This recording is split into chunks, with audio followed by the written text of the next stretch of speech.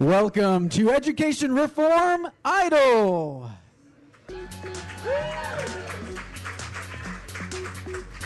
Let's start by welcoming our judges today. Jeannie Allen from the Center for Education Reform. Richard Colvin from Education Sector. And Bruno Mano from the Walton Family Foundation. And now our contestants from the great state of Florida, Patricia Levesque. From Illinois, Robin Staines. From Indiana, Tony Bennett. From the great state of Ohio, Peggy Lehner. And from the Badger state of Wisconsin, Ryan Murray. Good morning, everyone. I'm your host, Mike Petrilli of the Thomas B. Fordham Institute. Welcome to Education Reform Idol. The goal today is to pick the Reformiest State of 2011. Now, to be clear, what we're talking about here is the state who did the most in this year's legislative session to push education reform forward. We're not talking about states that may have had a long track record of reform necessarily. That's why you don't see states like Massachusetts or Colorado or Tennessee, Delaware up here. We're talking about states that this legislative session did the most to push school reform forward. Now, here's how it's going to work today. We've got a great in-studio audience and a big crowd online. We're going to have each contestant make their case for their state. They've got only 6 minutes to do so. Then we're going to hear from our judges who are going to give their opinions and maybe ask a few questions, rough them up a bit. We'll go through all the contestants, and then at the end, we'll do some lightning rounds talking about specific policy areas, compare and contrast. And at the end, we'll all have a chance to vote. The in-studio audience has clickers, which we will use for the voting. Please make sure that we return those at the end. They're very expensive. And thank you to the Philanthropy Roundtable for letting us use those today. Online, you've got your online poll that you should see right now. You can vote at any time, but you may only vote once. So I would recommend waiting until the end. If you vote now, it's not really fair, is it? And for those of you in Chicago, I'm sorry, you can only vote once and no dead people allowed. Okay, that's for you, Robin.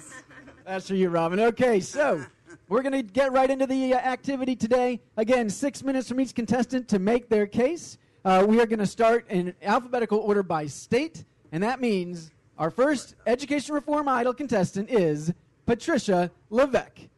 Patricia, take it away. Thank you, Fordham Institute, for bringing us all the states together. Can I say, when I first found out that I would be going first, I was a little nervous to having to go first, but then I said, thank God, I do not have to follow the charming Tony Bennett. So I am just a boring policy wonk, so I'm just going to dive into the details of what Florida did. You know, Florida has been a reform state since 1999. We started in depth then in school-level reforms, grading our schools A through F, having third-grade reading policies, having the first statewide voucher in the country, and we've built on things ever since 1999, so much so that our 4th and 8th graders who were near the bottom in the country on NAEP are now above the national average. So we've made tremendous progress. I've been in Florida since 1997, and I will tell you that last session was the biggest education reform year for our state since 1999. We did several different bills, and I'm just going to run through them very quickly. So first, teacher quality. A lot of states have done teacher quality issues. Let me highlight the things that Florida did and how some of them are unique from what other states have done. First, we eliminated tenure completely for newly hired teachers. So absolutely every new teacher hired after July 1 of this year is on annual contracts, period. They all become at-will employees, like I myself am at the Foundation for Florida's Future.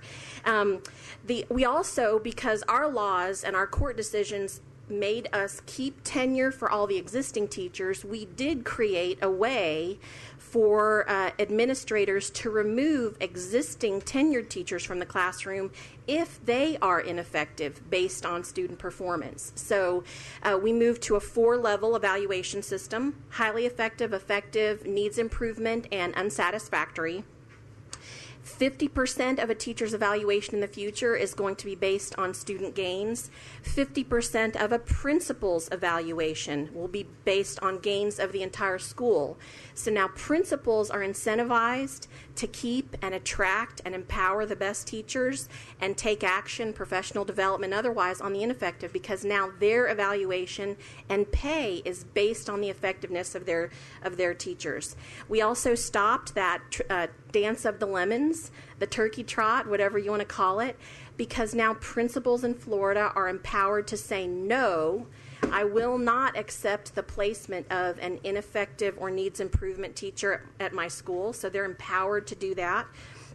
And then we're moving to a performance pay scale. So in the future, the only way you can get a salary increase in the state of Florida will be because you were rated as a highly effective or an effective teacher. So it's based on your performance and the performance of your students.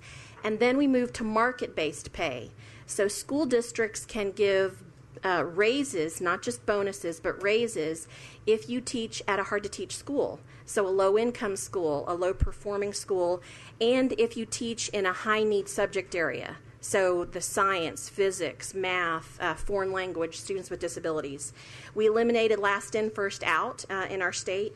And then we did something we felt that was really unique for parents, which is if your child is going to be placed in a classroom with a teacher that has been struggling, you get notified so that you know that that teacher is needs improvement or ineffective, and then you can request changes in your child's placement. So that parental notification was a really important policy. So charter school legislation. Florida's had charter schools for years. Every year we kind of vie for number 1 or 2 in the country based on either the number of charter schools or the number of charter school students. We have 37,000 students in waiting lists. So what we did was we created a class of high-performing charters. They academically are high-performing and they're financially sound. Those charters get to expand. They kind of get a fast pass. They can grow their enrollment, they can add grade levels, they have a longer term charter, and they can replicate more easily. And then finally, we did something that deals with the future of where we think learning is headed, and that is digital learning. How many times Florida has gigantic, 300,000 student school districts and little bitty 1,000 student school districts. How are you ever going to bring in the most rigorous courses into all of your schools? Well, we did digital learning, and we did a couple things. We authorized blended learning charters that are traditional and online, full-time virtual charters. We let any student in any district take any online course offered in any other district. So the kid in Lafayette County can take AP Japanese if it's offered in Miami County. And then we did adjunct certification. So we have Kennedy Space Center, 850 laid off engineers and astronauts. If any of them want to come into the classroom, they can get a district certificate and they can teach part-time or full-time aerospace, engineering, physics, whatever they want to teach, and they can teach it online, so they don't even have to move from Brevard County. We did some other things to expand choice for our McKay scholarships. Those are scholarships for students with disabilities. We expanded it to 504 plan students, and already within 1 month of it being law, we have 1,000 new students signed up for this scholarship program for students with disabilities. I see my time is getting ready to run out. I just think that the policies that were passed are going to empower so many parents and students in the state of Florida, and I hope you vote for Florida. Thanks. Okay, give it up for Florida. Okay, judges, Jeannie Allen, what do you think? Yay, nay. What do you think about Florida's reforms? Is this on? Patricia, you did an outstanding job. How does that work? Right there. All right. An outstanding job describing a state that's been dynamic from the get-go. I'm wondering if you're resting on your laurels just a little bit, though, because you have been, as you said, out in the front since 1999. But so great on choices, expanding that, obviously important teacher quality, the big, 500-pound gorilla in the room. You're getting at that. But how do you expect to get all of those school districts that have to manage these contracts, that have to supposedly provide money and write checks to charter schools, that sometimes don't, that even are now playing around with the idea of online learning and playing games? How do you get them to do all these great things that you've now empowered them to supposedly do? That's my big question. Florida looks great, sounds great, more choices than ever before, but couldn't you have done even more to push districts to really get out of the way of school reform? Sure. Well, Jeannie, your question is absolutely right on target. You can always do more. In fact, our motto is success is never final, reform is never finished. So next year, we're going to be doing even more. We're going to tackle collective bargaining and push more school choice and things like that. I think the two things you have to do in a state is that drive behavior. Measurement drives behavior, and money drives behavior. And so we've tried to align the measurement, how we're going to measure teachers, how we're going to measure schools and principals based on student learning. And if they're measured based on that, you will start to see changes. The other thing is money drives behavior. When you move to performance pay schedules where the only way you're going to get raises as a teacher or as a principal is if your students are learning, you're highly effective, or you teach in the high need, high at-risk population schools, that will drive behavior. A lot of it is going to be the Department of Education making sure the implementation goes well. I think every single state that did teacher reforms is going to need to have a good, strong oversight from the Department of Education to make sure districts don't do what we had in our past. We've seen them look for loopholes in your laws. And so it's going to need to be a lot of oversight and then more empowerment of parents, because the more that you drive those decisions to parents, the more that they will be able to control kind of the market, that being the consumers of what's offered. Okay, Bruno, your opportunity. Comments and questions for Florida. Yeah, I have a question, and I'm going to ask the same question of all five people, so I'll give you a heads up, and you can think about how you answer it. First of all, I've never seen American Idol, so I don't know what I'm supposed to do or what question I'm supposed to ask, so I'll just ask the question that's on my mind. So the question is this, Patricia. Eliminate yourself from the competition here and say there are only 4 states left. Who would you vote for and why? Who would I vote for? And then Sure. The rest of you are going to get the same question, so you might think a little bit about it. You're the first one. Okay. So answer the question. Sure. If Florida were not in the competition, I think every single competitor that's here, their state has done incredible things for different reasons based We on all know that. So but based on the political dynamics. So let me say, it would be a toss-up for me between Indiana and Illinois. Illinois, because of the political dynamics and how much they did with a Democrat-controlled, infrastructure, and how much cooperation they got done on really tough teacher quality issues. Indiana, I mean, they passed a universal choice bill. They should get it for that. But look at Indiana also. They better have done big things. They had just taken over the House. They had the same political party in the governors, the House and the Senate. They better be held to a high standard. And it's Tony Bennett, so come on, it's Tony Bennett. He seems to be America's new idol, I guess. Yeah. All the ladies like him. Okay. Wish my wife thought that. All right, good show, Bruno. Richard Colvin, what do you have to say to Patricia? Hi, Patricia. Thanks for that presentation. So I see sort of a fundamental disconnect here, and I want you to help me understand. Richard, even closer to the microphone. Okay.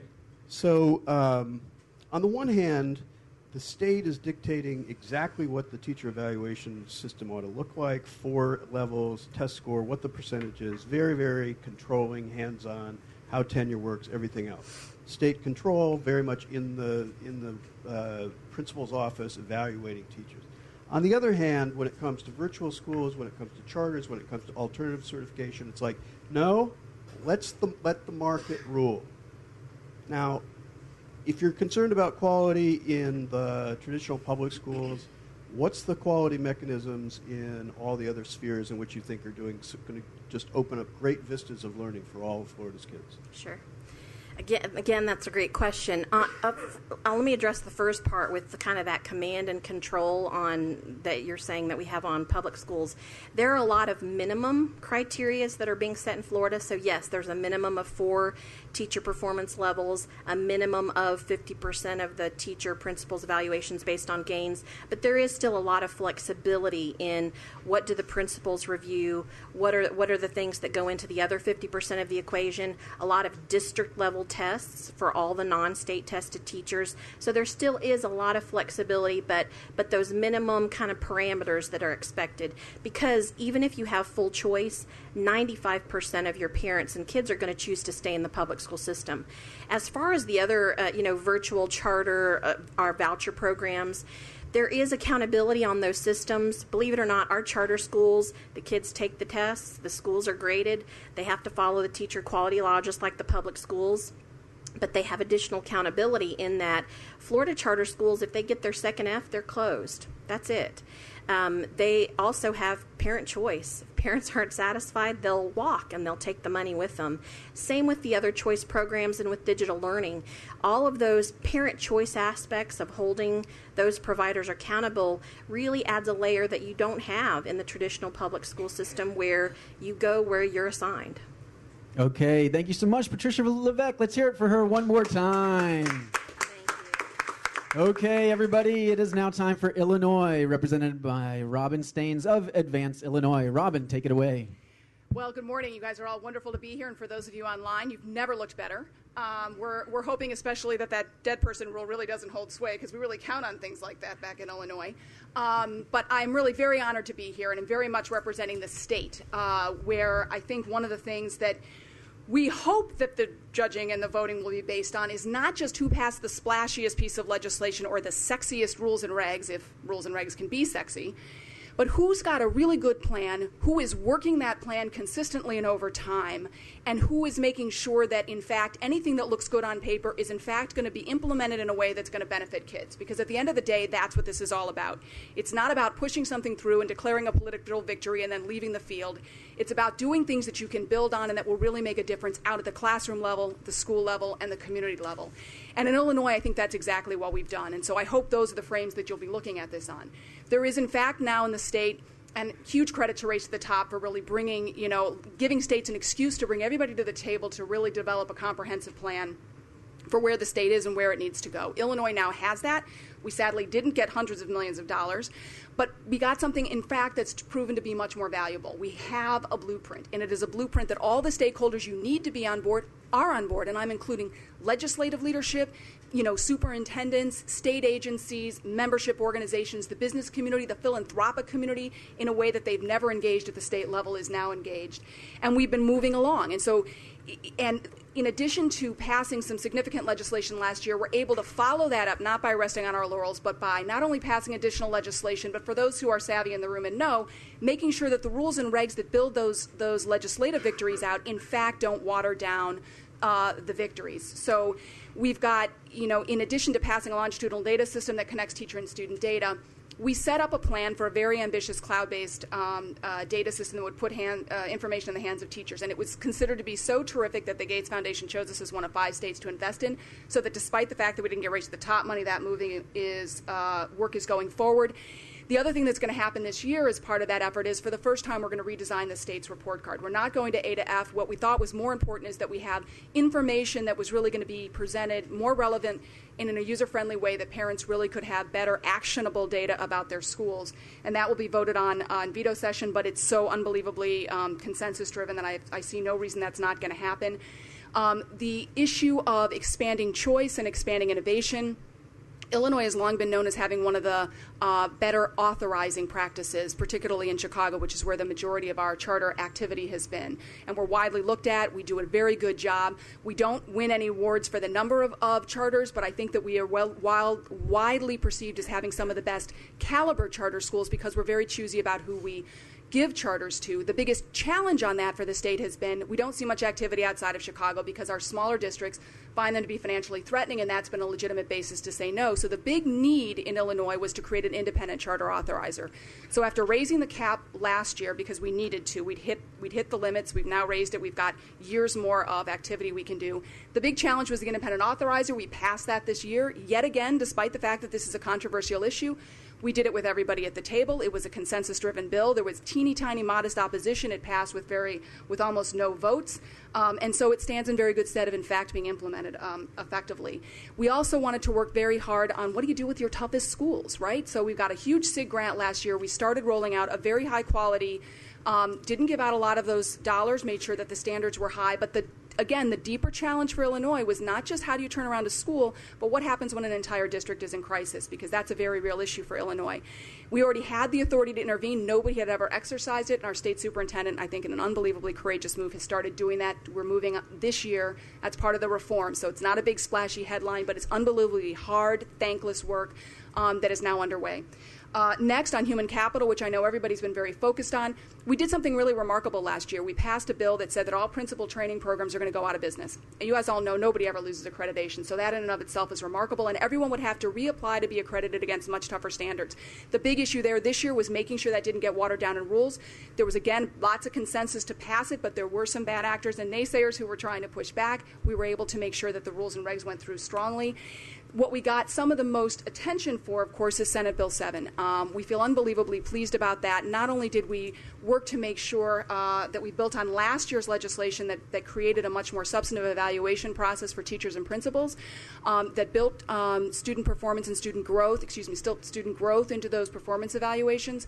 But the key for us this year then was how do you make performance a driver in personnel decisions? And so that's what we came back to finish up this year. Again, with everybody around the table, only one no vote, not because it was a toothless bill, but because we worked it.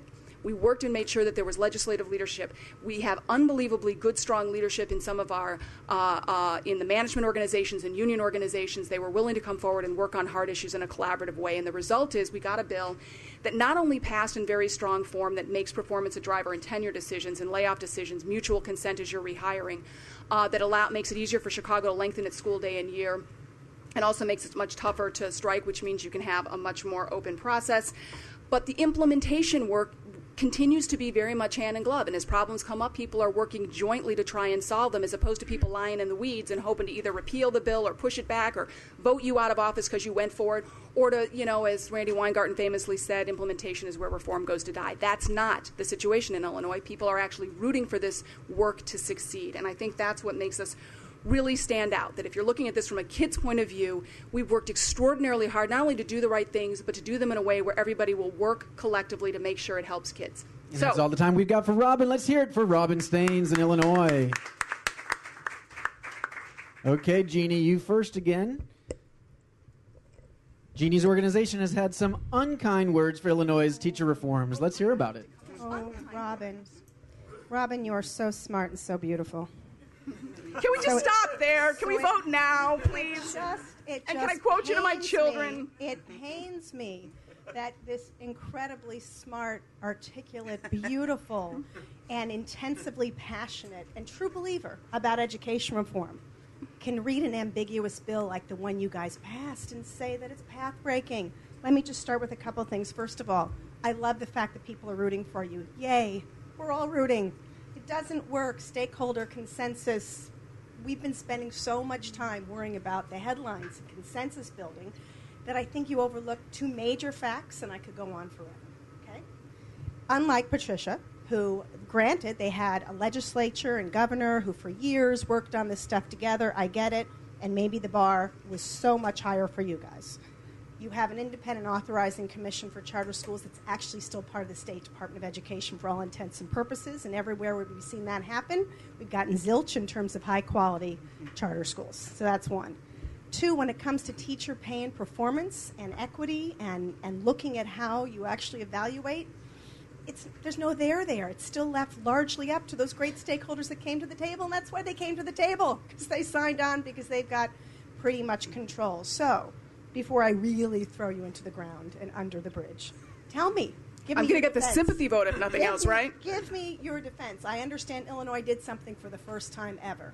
Great. But instead of coming out and saying, we did it, it was a good first step, we know we've got more to go, people in Illinois have been running around saying, this is the best thing since sliced bread, which makes parents and teachers and kids think, we're done, it's over, we don't have to do anything else, bye-bye. So how do you get legislators focused again on doing something dramatically better if they're walking around going, Well, first of all, we got a lot done last year, and there was a lot of patting on the back last year, and we were still able to come back and do more work. So I'm not worried about that. I think that you know, I would agree with Patricia's comment. You're never done. Everybody knows that. I don't think that's something I have to work very hard to remind people. These are always steps in a direction. We've got a much bigger plan. Everybody knows that what got done in the last couple of years is a beginning toward that. So I'm not as worried about that as you are, though I appreciate the advice on that. In terms of whether it's in fact got the teeth that you seem to think that it does not, the truth is we did a couple of things that I think are actually pretty canny. One is that the biggest danger in the first crack for setting up the evaluation process is that we are letting districts take the first crack at deciding what a significant look at student growth is. Student growth has to be a significant part of principal evaluations and teacher evaluations. That is being defined in rules, so there will be a floor below which, and I think it's going to end up around 30%, that you can't go, that it's really got to be a toothy amount of that. But you are going to give districts first say. And I will say, again, the premise here is if you can force this all you want, you can write it on paper and say this is what you will do. If the person who's got to do that doesn't buy into it, we've got 870 districts. They will subvert that every way you can. So you really need people to wrestle with this and to buy into this. What we did, though, is say if districts are not able to come to agreement on something that makes any sense, there is a model evaluation that will kick in from the state. And that model evaluation plan is, we're about 2/3 of the way finished with that. We've brought in experts from around the country. It's been a very toothy process. I actually think that, again, because we've got a lot of small districts who don't have a lot of independent resources, that many of them will, in fact, look to the state's model as an exemplar of what they can be doing, either adopt it or use it as a starting point. And so I'm actually more optimistic than you seem to be that, in fact, the work that unfolds is going to be high quality. But I'll give you an even better answer in some ways. If it turns out that this is not having the effect that it was intended to have, we've got all the people that we need to be able to come back and push it further. Our legislators are not patting themselves on the back in the sense they feel like they're done on to the next thing. They're feeling like when it's important, we can come together in a bipartisan way, in a bicameral way, and we can tackle this. If we don't, and if groups like Advance Illinois and others come back and say, you know what, we didn't get it done, it's not playing out as we should, they will be ready to go. They've got the relationships, the habits, the patterns of doing that. And so as important as getting one bill passed is, do you have the infrastructure, capacity, and relationships to keep coming back at it effectively? And because we did this the way we did, I think we very much do. Okay, Bruno, we know what question you're going to come with, huh? But I lied. I actually, unlike my fellow judge here, I don't make speeches, so let me get right to the point. I would like to ask the question I said, but I'm going to also add a sort of multiple choice part B here, and I'd like you to answer that question. Patricia's loving being first now. Right. So the first question was, as long as Tony gets an essay, eliminate yourself and judge who you would vote for in this contest. But another way of thinking about that is you're really the only blue state up there.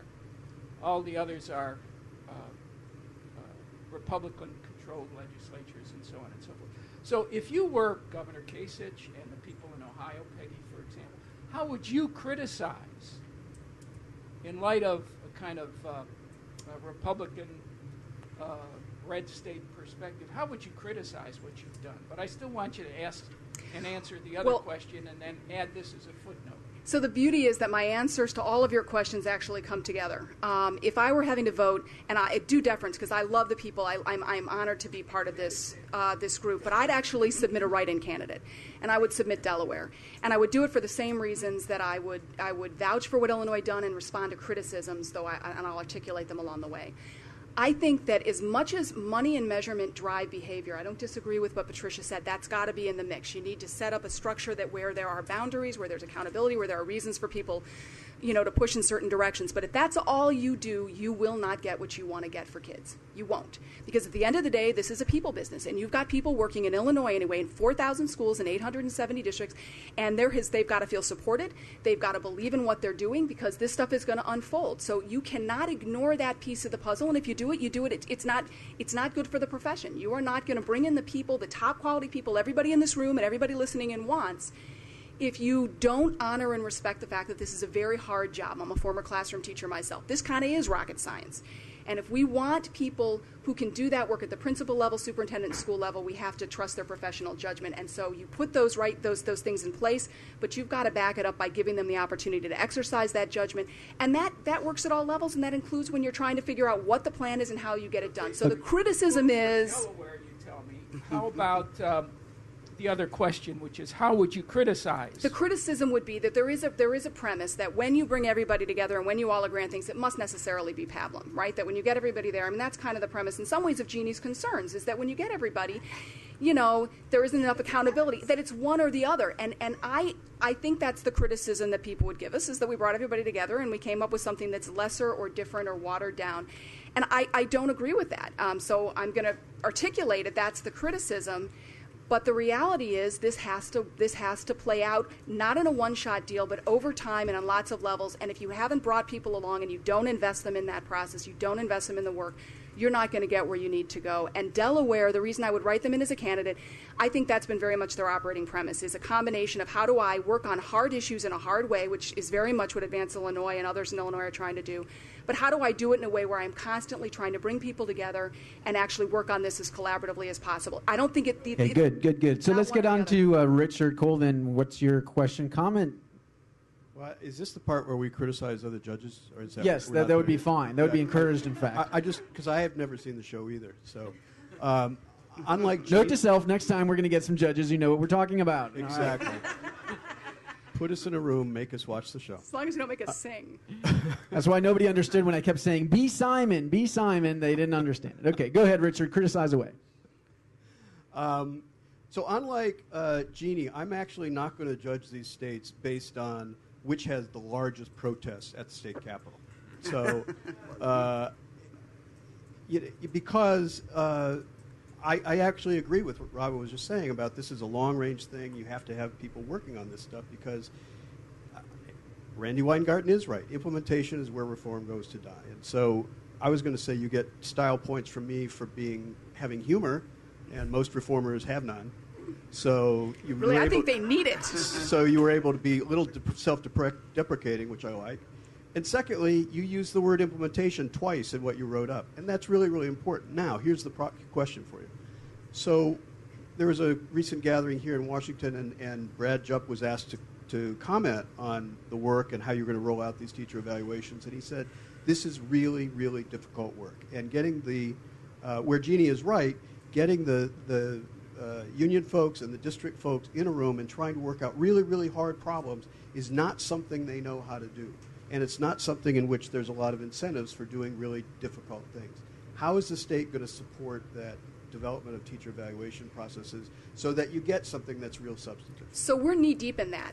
We're now a year into that. Because we passed the evaluation law in January of 2010, we have been working on that very issue. And the way we've done it is that we've not only got the stakeholders at the table, but you've got outside groups like Advance Illinois and others who have actually done this work. And we've also got a superintendent who really is committed to this and has a high degree of trust from all the people involved. So he's been able to push on some hard issues and push people further because I think there's a trust factor there. And again, we've got some progressive leadership among some of the membership organizations.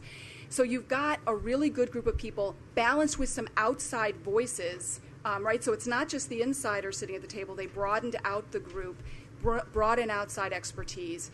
And it's just been a very, very healthy process. And to me, it just underscores that we're on the right track. I mean, it may be that other states have to approach it differently. You know, it helps that we've got one party that's, you know, whatever party it is, there's a certain, that creates problems, but it also creates opportunities.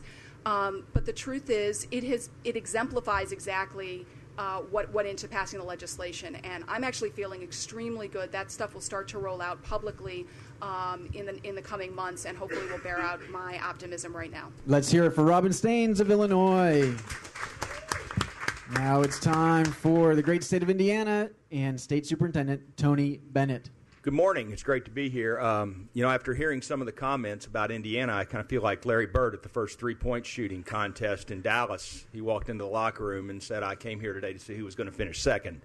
You know, so we're not going to be self-deprecating, Richard. Let me talk a little bit about what Indiana has done in really a year. And it is a mixture of passing legislation, regulation, and implementation. And we've been doing it all together. And I want to first say we've been doing it in a state that has a Department of Education with 250 employees and 1.2 million children. So if you want to do those ratios, that is the smallest Department of Education among all of these. So we are a very streamlined operation, very focused on implementation. But Indiana has passed undoubtedly the most comprehensive education reform in the last year. We started with very clear goals. 90% of our students graduate from high school with a meaningful high school diploma. 25% graduate with advanced placement, international baccalaureate, or dual credit. And 90% pass our state's assessment. And we did that by inserting competition, freedom, and accountability into our regulations and into our legislation. I want to talk what we did before we had control of the House and the Senate. Through regulation, we, first of all, rolled out in 1 year the most extensive view of student growth in the United States, taking Colorado's growth model, putting it on steroids. We revamped teacher licensing so that we are certain teachers have the content knowledge they need to teach in Indiana classrooms. We opened up alternative pathways to certification, and we provide tracks for non-traditional educators and non-traditional administrators to come into Indiana schools. Along those same lines, we passed legislation and regulation around the nation's most comprehensive third-grade reading initiative that not only is anti-social promotion through legislation, it is also a strong implementation tool in terms of the state providing the frameworks for schools to make sure third graders can read at third grade level. And finally, we have moved to grading our schools A through F for the purpose of transparency, easy to understand metrics, and we will also be acting on 7 schools in the state of Indiana in the next 2 weeks regarding taking over or turning around our lowest performing schools. So that all happened, and then we came to 2011, the legislative session. And there is no question that the Indiana legislative session had the most comprehensive set of education reforms in the United States. It was a systemic, intertwined set of bills that all worked together and were passed together for the purposes of putting in competition, freedom, and accountability into our system. Starting with, and if you read the Bellwether report yesterday, the highest rated teacher quality bill in the United States.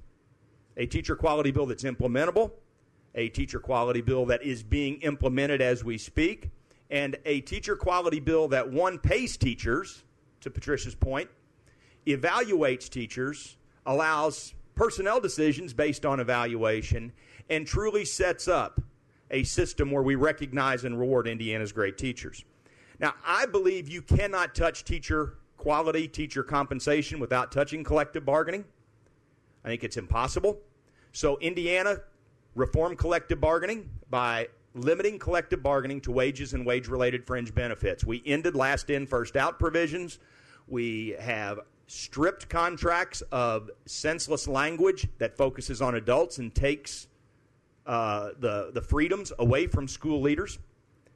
And we moved these two bills together so that it gives our public schools the opportunity to compete with the other rail of this track. And the other rail of this track is a very competitive educational market. We expanded charter options in a third piece of legislation. Expanding charter option means opening up a statewide authorizer. We provide the opportunity for private, not-for-profit universities, and we inserted strict accountability standards. We took off caps on virtual schools, and we are making it easier for our school districts to charter schools in their districts. And finally, as Patricia mentioned, we passed the nation's most expansive voucher program. We want to talk about implementation. In 5 weeks, we have over 2,500 low-income families exercising the right to choice in Indiana. So we did those 4 bills, and they worked together to put competition, freedom, and accountability into a system. I would also say we also passed the Mitch Daniels Scholarship, which allows 11th graders who have fulfilled all of the requirements to graduate from high school, a portion of state tuition support to use to pursue post-secondary opportunities. So I would say to you, if you want to talk about passing flashy legislation and you want to talk about implementing flashy legislation in a streamlined Department of Education, come to Indiana. If you want to see political will in action and see what happens when a General Assembly leaves for 5 weeks and you still pass the nation's most extensive reform package, come to Indiana. So we're very proud of what we have done. We look forward to doing more. As Patricia said, reform's never finished, and you can bet your life we're not either. All right, let's hear it for Tony Bennett of Indiana. Okay, Jeannie, what you got for him? Oh, what can I say? I'm in love. I'm just in love. I think Indiana has just done such great stuff. And I'm not going to criticize my fellow judges ever, but I will say that I want to talk about protests, right? Because what seems to me to tie Indiana's move towards teacher quality, which has been ranked very highly by both left and rightist organizations, the school choice components, the strengthening of what is still a very district-focused, but evaluation-heavy ability to judge teachers, right? You still have districts in there and being able to make some determination, but you're very clear on the outcomes in terms of what a teacher should have. Still worried a little bit about the implementation, but that's always going to be an issue. What ties Indiana to Florida in a way, though, is those protests that we keep hearing about and the news didn't want to talk about is not the protest of the teachers or the groups that didn't like it. It was the parents who, for the last 4 and 5 years and 10 years in some cases, showed up at the Capitol every year and said, we've had enough, right? So it seems to me, from what I've read outside of what you said, that you had a lot of parental buy-in, that you actually had rank-and-file teacher buy-in, and that you absolutely did do the things you said you were going to do for a long time. Many of us thought maybe Mitch Daniels was sleeping for a while because for 4 years, really not much. I mean, yeah, there was some regulation happening. We're like, wow, this guy's governor. He's supposed to be doing stuff. Yeah, he's blaming the legislature, but boom, things turn over. He's got a more friendly legislator. He does stuff, so maybe your bar should have been slightly higher. But tell me about the parents and tell me about how you're going to get communication to them about all these things, because now what you've done is you've completely changed the system that if you don't inform them, if you don't get them involved, it won't work anyway. Well, first, I think we started that when we started this process through the legislative session. I mean, one of the things we did is we went right to communities. And I say I actually went face-to-face with over 8,000 teachers, community folks, did legislator Cracker Barrel sessions, did their third house meetings, talking to teachers, talking to parents, talking to community members about what has to happen. And our staff actually met with over 20,000. So almost 30,000 people we went out as a department, and we went out and said, this is what we're doing. And we have engaged Stand for Children. We have engaged every organization to say, you need to be part of messaging this. I think part of what the comment you make is think about where other states have passed any type of choice legislation. They've allowed a 6 to 8 month ramp up, and in 5 weeks we have almost 2,500 children exercising choice. So the word's out, and the folks know that this department will implement. So I think one of the things we've done is focus our efforts on outreach. We've also reorganized the department to say this. I think the biggest mistake departments of education make is they think they're the biggest school districts in the state. And we say we set high expectations. We're going to set accountability metrics. We're going to hold people accountable. And that transaction that happens in the middle, that belongs to locals. And so we focus very hard on setting expectations, setting accountability, giving resources, and then doing huge outreach and building the collaborations with people and saying, let's go out and talk about this. But you're right. In many instances, and I'll use a gentleman by the name of Byron Ernest, our 2010 Teacher of the Year. If you follow Twitter, Byron Ernest is the Twitter king for the Indiana Education Reform Package, and he's our Teacher of the Year, and he is a gentleman that, frankly, should be making $100,000 a year. But what we have done is we have nobilized folks like Byron Ernest to go out and spread the good word.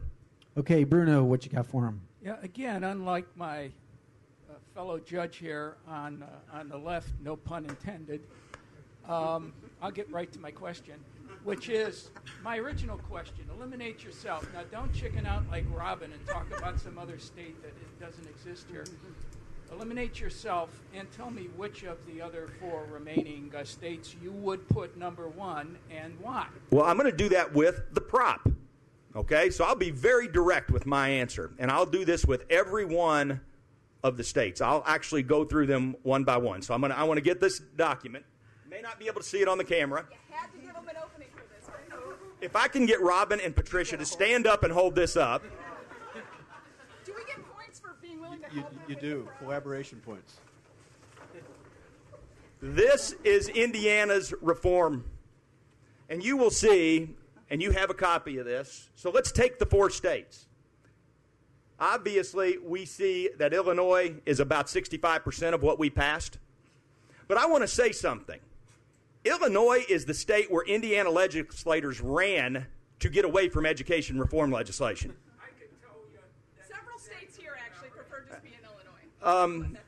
You know, we have been actually invited by Fordham to go to Ohio and talk about what we did, and we spoke to Senator Lane. Spoke to her committee. We've been invited to Wisconsin. I want to point this out because everyone always wants to talk about Florida. And, you know, Matt Ladner, who actually works for Florida, works for the Foundation for Excellence in Education, actually wrote the caption at the top. And that is, Indiana may be the pupil that has exceeded the master. So, but my answer to that is, if you look at this, I would say Florida or Ohio would be the 2 states. Even though Illinois has the largest percentage, again, I would be concerned with the watered-down effect that has happened and that very well could happen, and maybe the lack of political will to move forward. Can we chime in if his data's right? No arguing with the props right now. Thank you. No. No arguing with the props. Okay, Richard Colvin, what question do you have or comment do you have for Tony Bennett? Well, just really quickly, I commend Tony for being straightforward and saying he was not going to be self-deprecating because he's lobbying the judges, so he loses the points that I gave him for honesty because this lobbying stuff is it's just kind of over the top. You know? I mean, you can fill big auditoriums, but how about a small supper club? You're going to be too loud.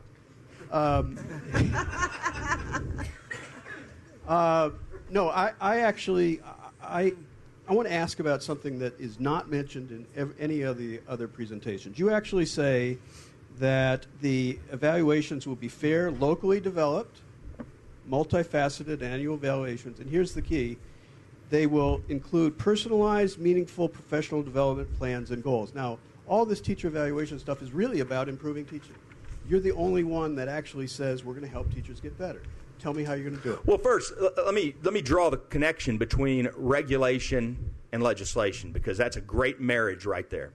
First of all, in our licensing reform, one of the things we allow is targeted professional development to count toward teacher recertification. So no longer are teachers held hostage by the cash cows of higher education. They don't have to go back and get 6 credit hours every 5 years. Now, if a principal determines through the evaluation process a teacher needs to improve on a specific area and that teacher goes for professional development, that professional development counts to recertify that teacher. So I think, once again, one of the things that I think is very important is making sure your legislation, your regulation, your reforms are interrelated. And so that is a big piece of this, is one, our teacher quality legislation does 3 things. It does recognize and reward greatness in the teaching profession, which we have not done as a profession as long as I know. You know, I've been in it since 1983, and I know we haven't done it since then. The second thing it does, Richard, is exactly what you said. It enables principals to address deficiencies of teachers and help teachers get better. And I think part of that is by saying we have A through F schools. Does it make sense that a D or F school has 95% of its teachers effective? So that principal is now responsible for addressing the human capital in his or her school and making sure those educators get the professional development they need, and then those educators use that professional development to recertify their licenses. Let's hear it for Tony Bennett in Indiana. Maybe later Tony will tell us what a Cracker Barrel session is. We're all very curious. Okay, now let's hear it for Peggy Lehner of the great state of Ohio. Thank you. I'm going to start off by asking for a handicap here. I am the only non-education geek at the table. I'm a politician, and that's right. You're following. Right. I would like to also start off by congratulating each of my opponents for some really stellar work this year. I think it's really exciting to see how all of us are kind of ending up in the same place, although we might be getting there in very uniquely different ways. Ohio is certainly not a newcomer to education reform. We've been in the forefront of school choice with over 350 charter schools serving over 100,000 students for a number of years. We also have one of the largest public voucher programs. At the same time, I think we provide very clear evidence that school choice alone does not equate to any significant improvement in school quality or student performance. While there has been considerable attention given in Ohio to the creation and governance of charter schools, it's becoming increasingly clear that until quality becomes the driving factor throughout our system, that we run the risk of merely making change for change's sake. Current reform efforts in Ohio are being redirected to assure that regardless of the setting, student learning is our primary focus.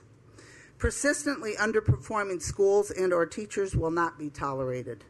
The achievement gap must be bridged, but not by watering down curriculum or lowering expectations. College remediation rates of 50% or higher are simply unacceptable. Led by the governor and joined with the General Assembly, in Ohio this year we took a first crack at addressing some of these issues during the recent biennial budget process. Now in Ohio, and I don't know about the rest of the states, the budget is not merely a financial document, but it is a vehicle to advance the governor's public policy agenda.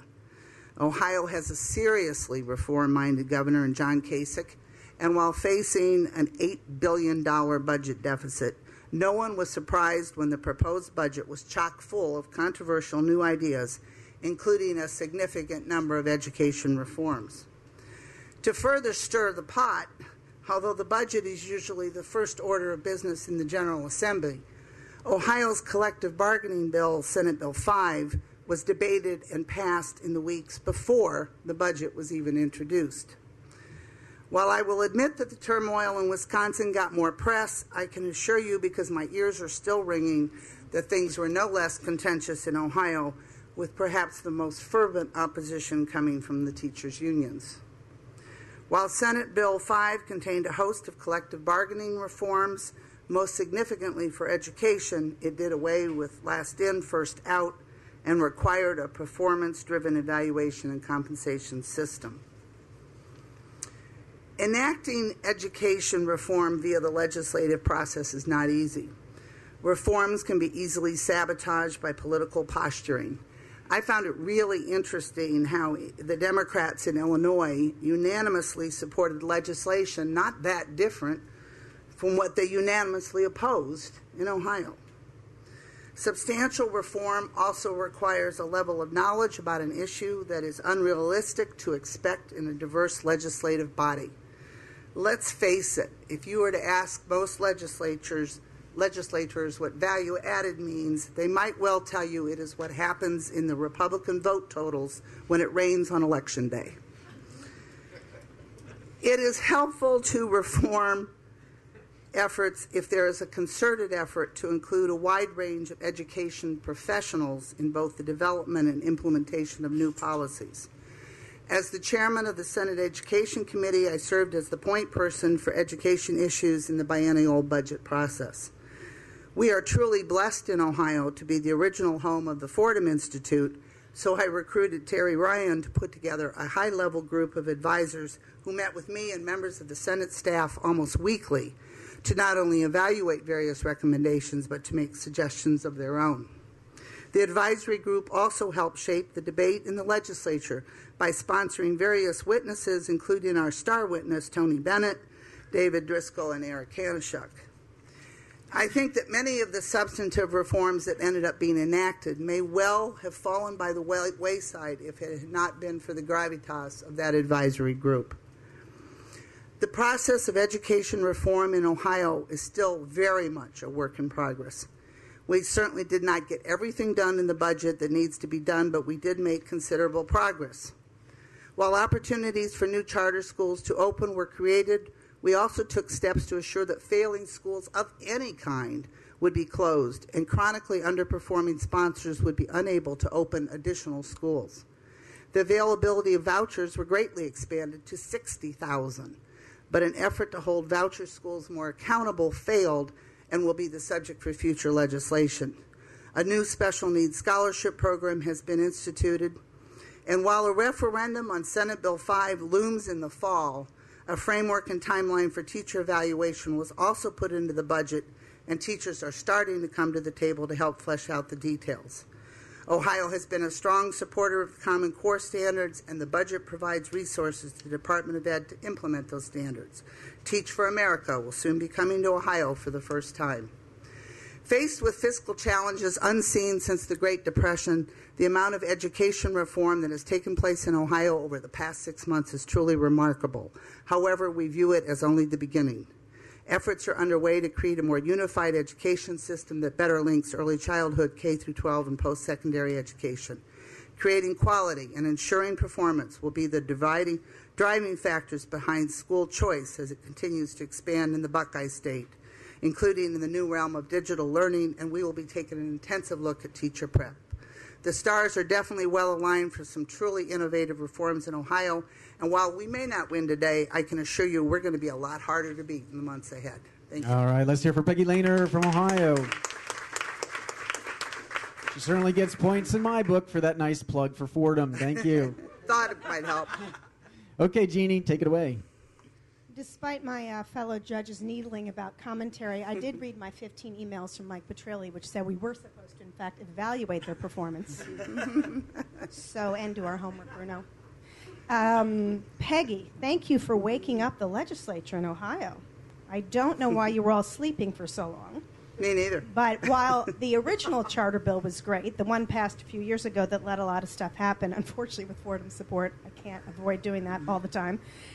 It's great that it's now turned around, and particularly interesting and least talked about anywhere in all the newspapers and all the commentary from wonks like me is the notion that you've got this smart cap that authorizers who are failing get kaput, gone. They lose a lot of those seats. So that's excellent. There's some really interesting gems in Ohio's new law that are not anywhere else, frankly. The LIFO stuff, you all get credit for either getting rid of it or modifying it. I think that's also a really sound thing. And expanding choice while recognizing race and quality is important. Quality and quantity go hand in hand. We can't do one without the other. Sometimes we get stuck in that. So thanks for bringing that up, even coming from Ohio when people are constantly criticizing you, maybe sometimes unfairly. All that said, I got to ask you about this one thing that you mentioned, accountability. I mean, again, you've got some of the same issues some other people have. Will the evaluation really be teethy in terms of teachers? Will you really get to the bottom of collective bargaining? Your unions have, in fact, sued over every single law. I'm sure they'll sue over this one, too. But you talked about parent trigger, or it's at least mentioned in your stuff. Mm-hmm. Did you really do a parent trigger? Because everyone's talking about parent triggers. But school boards can play around all day long triggering their lawsuits to parent triggers.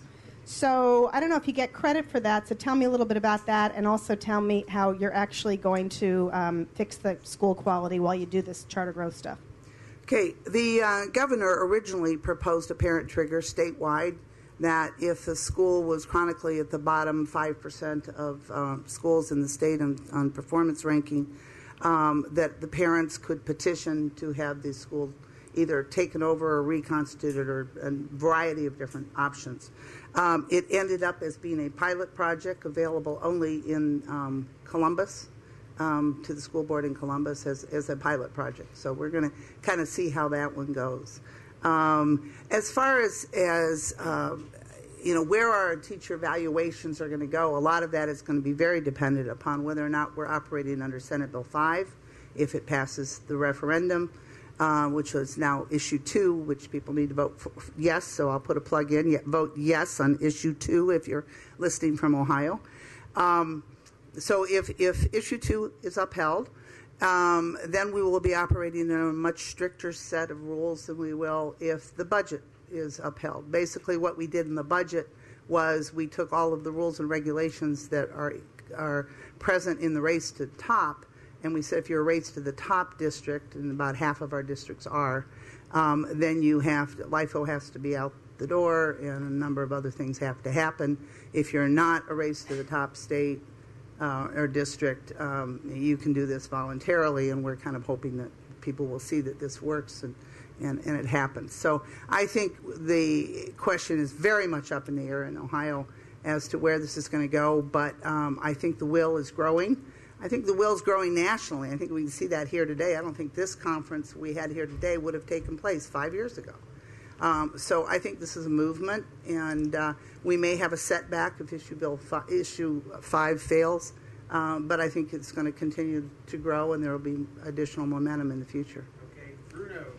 Yeah, I go back to my basic question. I'm going to ask it a little differently. Judith Dench, the British actress, said the great thing about a Sinatra song is that it has a beginning, a middle, and an end. And when you listen to him sing, you get that sense. So let me ask the question I've asked the other panelists, but in a different way.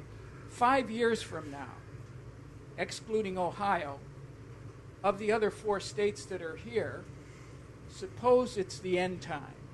Which bill do you think will have accomplished the most when it comes to improving student achievement? Which state, based on the laws that it's passed this year, do you think will have accomplished the most in improving student achievement?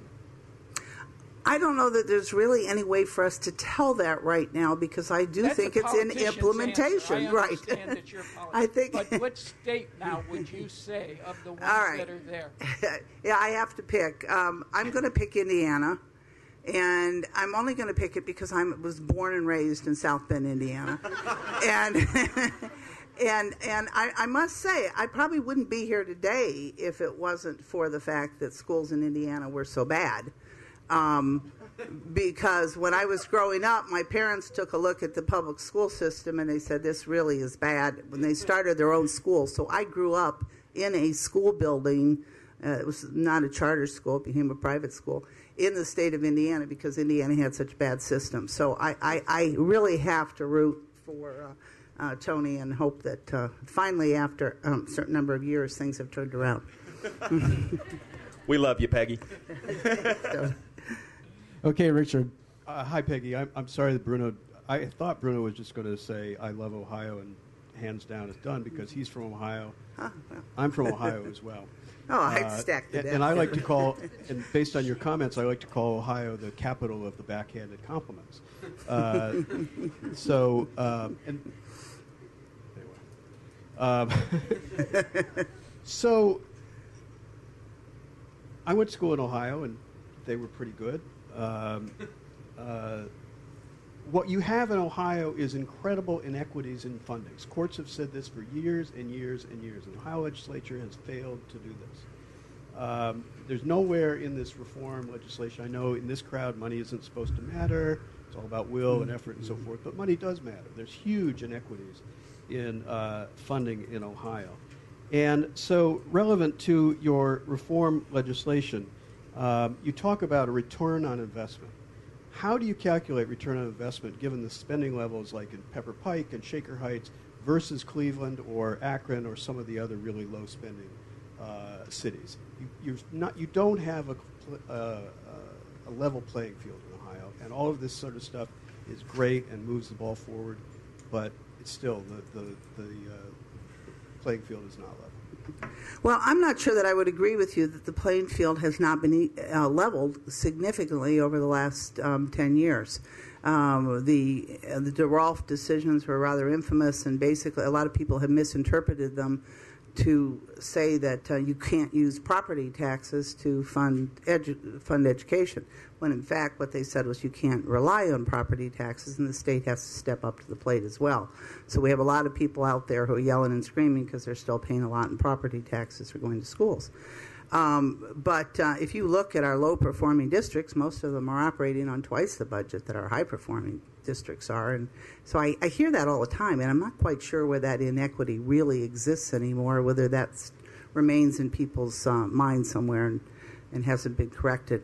Our governor is locked in a dark room right now working on a new education funding formula. I don't know what it's going to be. I think he's getting a lot of good input from people who understand education issues. I know Terry's been involved with them a bit.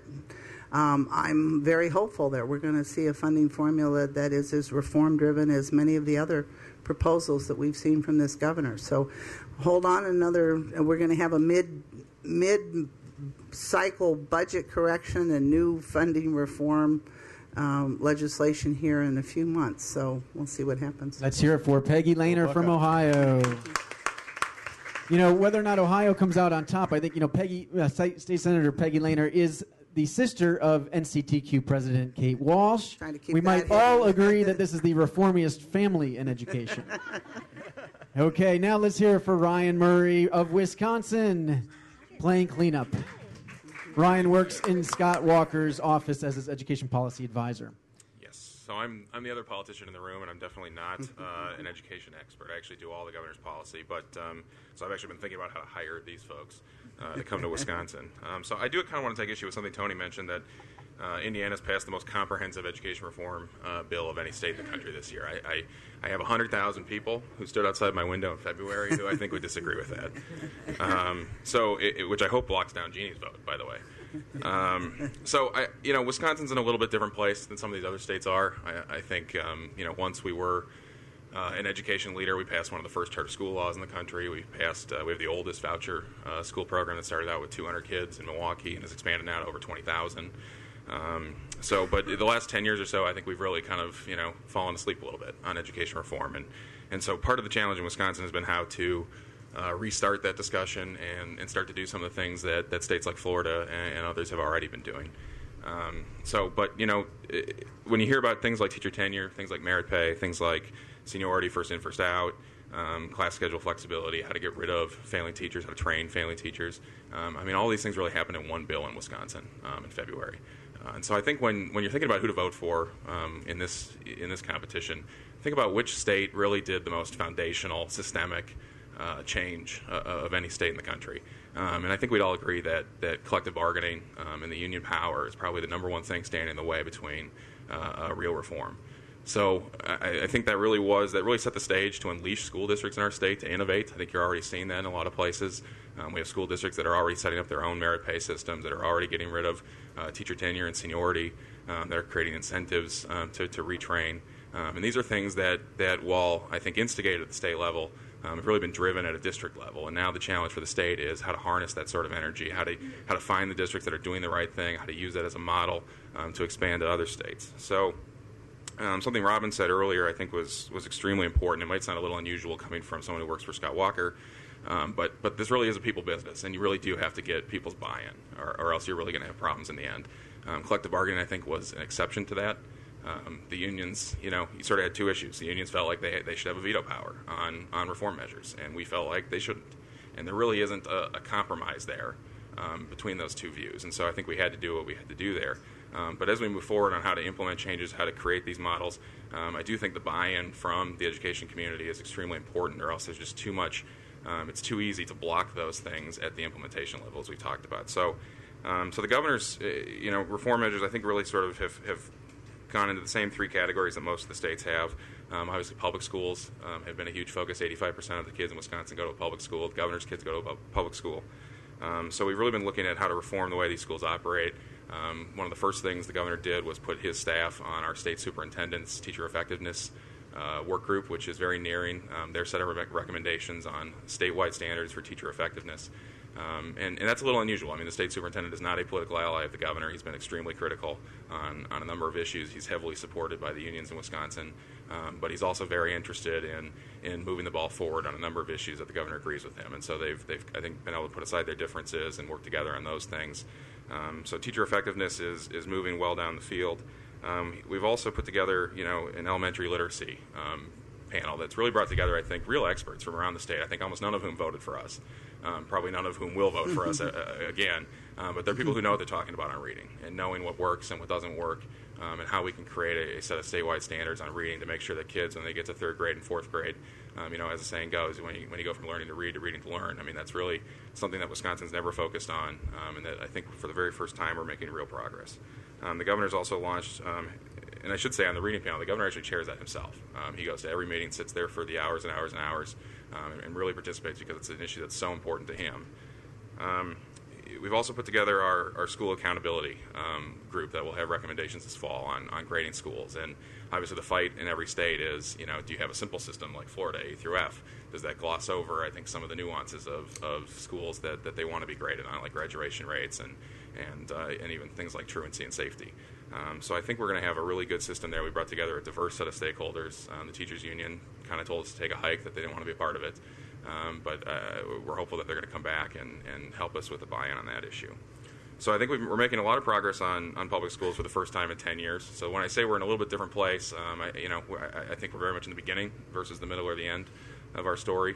But I think we're really setting the stage to do some really great things in Wisconsin on public schools. We've also done a lot of great things on choice and charter. For the first time in years, we're going to have an expansion of our program in Milwaukee beyond the city of Milwaukee. It'll still be limited to kids in the city, but they'll be able to go to any school in the state of Wisconsin and take their voucher with them. We've also lifted the cap. It had previously been capped at about 21,000. There is now no cap. Any student who meets the eligibility requirements can participate, so we're expecting a pretty big increase in participation. We've also lifted the income caps. We're for the first time going to expand vouchers into the middle class. So, the nurse married to the firefighter can, for the first time, get a voucher and send their kid to a public school in Milwaukee. And actually, for the first time, we've expanded it to another city. The city of Racine, whose public schools are every bit as bad as Milwaukee's, are for the first time going to be able to participate in a choice program and get their kids into schools that work. So I think when you look at which state has done the most, I think you have to look at that foundational change that really sets the stage for everything that all of these states have been able to accomplish. Wisconsin could not have done that without what we did in February, and I really do think that that's sort of the common factor that's going to set the stage for Wisconsin to do great things. Okay, thank you, Ryan. Jeannie? Let's hear it for Ryan Murray from Wisconsin. Yes, good. Okay, Jeannie, take it away. It's nice to see you in one piece, Ryan. If you really believe the papers, we would think that you'd have like limbs and arms hanging all over the place. I'm just really glad there's a tunnel that gets into the actually seeing, yeah. And I think that kudos goes to Wisconsin for something least understood in this country, which is contract reform is the necessary precondition to performance pay, teacher quality, all those things.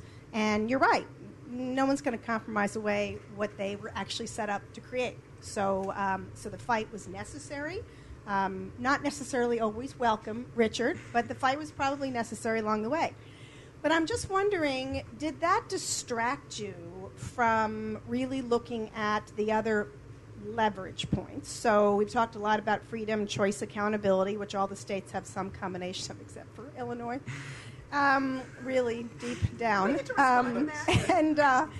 But and you expanded the choice program, great, Milwaukee and Racine, but the vast majority of people in Wisconsin, who you point out, reading scores have gone down across the state. Suburbia still is ailing. Our crisis is beyond the inner city. And your charter bill is really, the law is still incredibly weak. So, Bruno wants to know also, what would you have done differently had your protest, was the protest a factor in you not expanding the charter law? And why didn't you stick everything else you could in there since everybody hated you for a couple months anyway? I don't think there's any doubt it was a huge distraction. I think that nobody foresaw how long it was going to take to pass. I think, when our Democrats left to go to Illinois, I think it really did slow a lot of things down. So I think there are a lot of bills currently working through the legislature that would have passed by now, if not for that. So we do have, I think, an improvement on our charter law to create a statewide authorizer to really bring, to kind of get beyond the local district opposition to those things and expand independent charters. I think there's a number of choice measures that have really gotten lost in the shuffle, and I think scared some folks off. I think our elections on this last Tuesday, which went pretty well for us, really were, and it didn't get talked a lot about during the election, but really were, I think, a referendum on is reform going to continue or isn't it? And had it gone the other way, reform would have stopped in its tracks, and that would have been the end of it. So I think Tuesday was a good day for kids in Wisconsin, and I think that there is a big opportunity here to do more, but there's no doubt it was a huge distraction. Okay, Bruno. Now, Bruno, I know you go on and on and on and on with these long speeches, but we don't have too much more time, so get right to the point here. Right. Two questions, actually. One to Robin at some point, though she doesn't have to answer it now. So now this is a question for Ryan. Why do all the Democrats fly to Illinois every time? All right. So let's get back to Brian. It's our outstanding school system, I think. You talked about foundational systemic change. That's a direct quote from you. Again, eliminate yourself. Who of the other four would you put at the top of the heap, and why? Yep. Hands down, Ohio. I think for the same reason. I think that the governor there and the legislature, I think, recognized that there was a significant block to reform in collective bargaining. And while I hope it works out really well in Ohio, it's not looking fantastic. But I think the fact that they recognized that change, I think, started to make a case for that. I really would choose them. So it's yes on what issue in Ohio? 2. Get it out. Yes, 2. So, Ryan, you started off saying that you recognized that this was a people business, and you also mentioned the 100,000 people outside your window, and you also said that that was a huge distraction. So that, to me, all goes kind of together. So going forward, you've got a couple points here in which you're going to have to work. As you've said, we're working with Teachers Union and others to develop a method of measuring educator effectiveness. And clearly, when it gets down to districts, it's not just the teachers and the unions who are opposed. I think a lot of principals, having been former teachers, former union leaders, they're probably going to, they're the ones, and districts are going to have to implement this stuff and make it real. So my question is really, how are you going to make that happen? And let me just add this one point. This is not a statement in which you're saying, bygones be bygones. Let's all move together, arm in arm, forward. You have this phrase in here: you ended forced confiscation of dues from teachers. And it makes me think that, boy, I'm so happy for those teachers who now can feel the pride and the responsibility of paying more for their pensions. I mean, it's a huge challenge. There's no doubt, and I think it's going to take some time for us to turn the bend on that. I think one thing the governor was fond of saying in February and March to legislators as they were considering their vote on this is this bill is never going to be less popular than it is today. It is only going to get more popular as people see the effects it's having on school districts. And you're already seeing it in a lot of places. Kaukauna School District in Wisconsin, it's kind of a smallish, middle-sized district, went from having a $1.5 million deficit, laying off dozens of teachers. They've now brought back every single teacher. They're hiring 12 more. Class sizes are going down, and they have enough surplus money to start a $300,000 pilot on merit pay. And so I think as teachers start to see the possibilities here, I think as they start to see that their voice really isn't lost in their schools, that good superintendents, good principals want to hear from their teachers, want input on how to run a school, how to teach in a classroom. I think as teachers begin to see that over time, I think this trust gets rebuilt. I think with parents, as they bring their kids back to school in September and realize the world didn't fall apart, their school's still there, it hasn't burned down, their kid still has a teacher, their class size hasn't gotten bigger, parents start to say, okay, I guess this makes a lot of sense, and the things we did in February really did what we said they were going to do.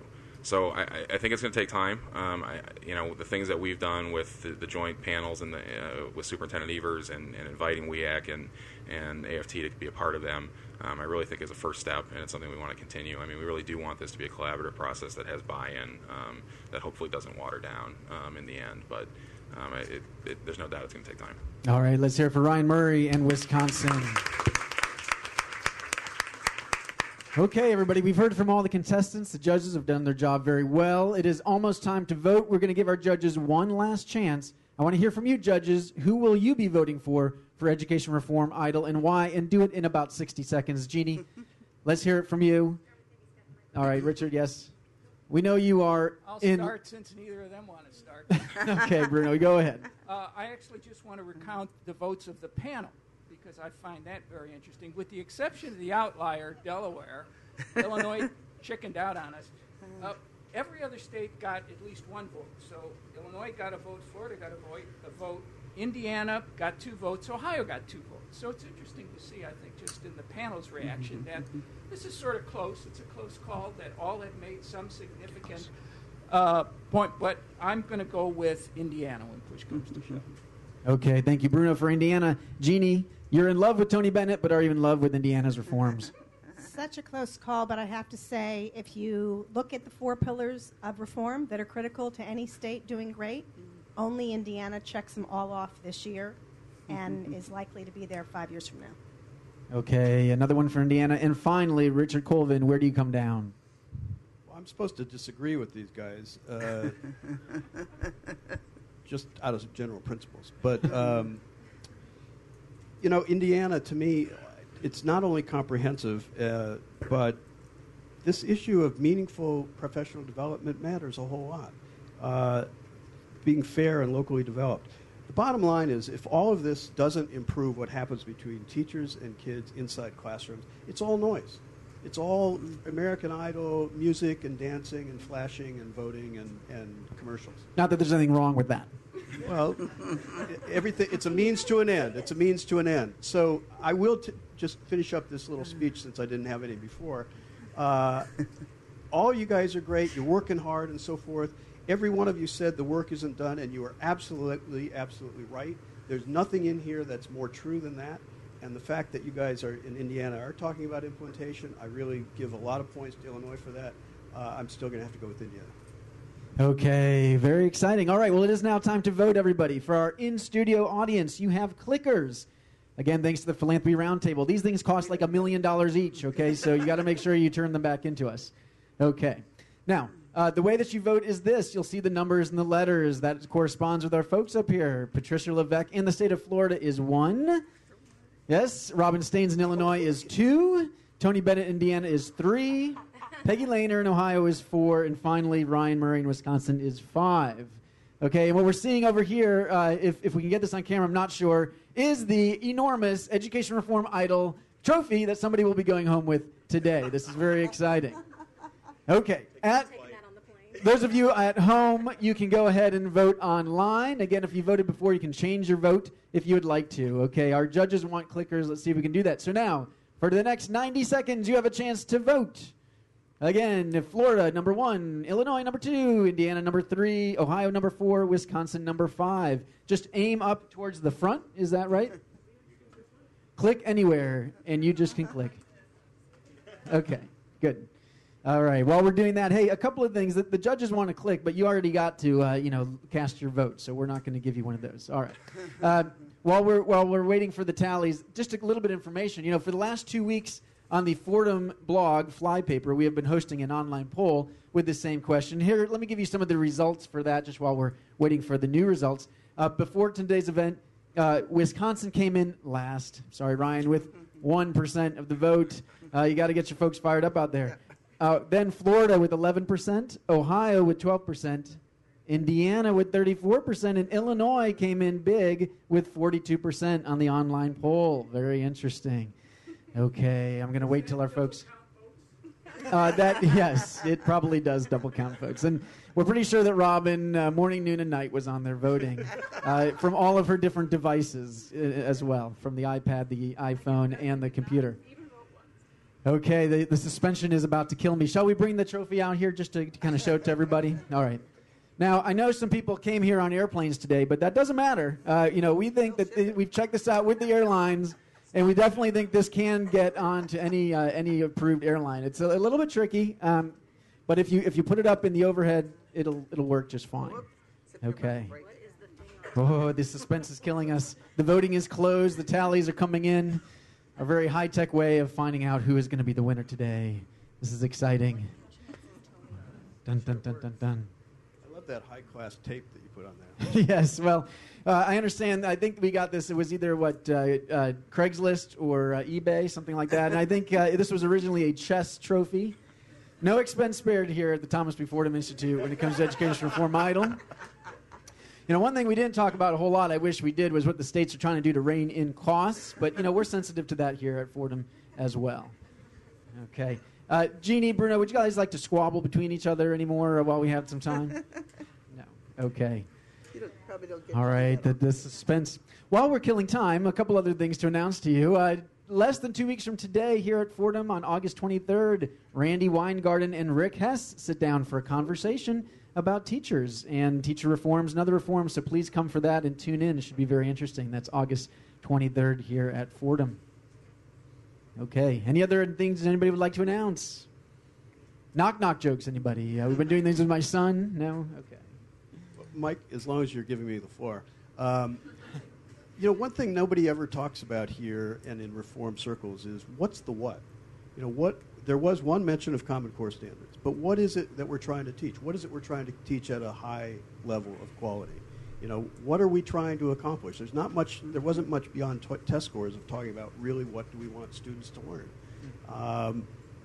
I just feel like that's the big thing that's left out of reform is the education part.